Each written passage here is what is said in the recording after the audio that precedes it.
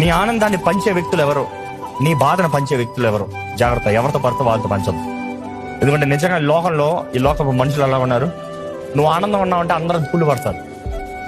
నువ్వు నిజంగా ఆనందం ఉన్నావంటే, నీ జీవితంలో సక్సెస్ఫుల్ గా ఉన్నావంటే ఎవడో నువ్వు చూసి సంతోషపడేవాడు కాదు. ఈ మనుషుడి బుద్ధి ఎలా ఉంటుంది అంటే, ఇమ్మెచ్యూర్ మైండ్స్ ఎలా ఉంటాయంటే, వాడికి ఏదైనా ఉద్యోగం వచ్చింది అనుకో 10 పోస్టులు పెట్టుకుంటాడు. నాకు ఇది వచ్చింది, ఏదైనా కొనుక్కున్నాడు అనుకో, ఇది కొనుక్కున్నా అప్పుడు ఊరంతా చూపించుకుంటాడు. ఎందుకు చూపించుకుంటావు? నేను చూసి ఆనందపడేవాడు ఎవడు లేడు. బండి కొన్నావు అనుకో, ఇదిగో నాకు ఈ బండి వచ్చింది వాడు సంతోషపడతానుకుంటా. దేవుడు వాక్యమే తెలియజేస్తుంది, దుష్ట చూపు దుష్ట నాలుక. ఏంటంట? దుష్ట చూపు దుష్ట నాలుక. ఎందుకు అవకాశం ఇస్తున్నావు? నువ్వు ఎవరితో పంచుతావు తెలుసా?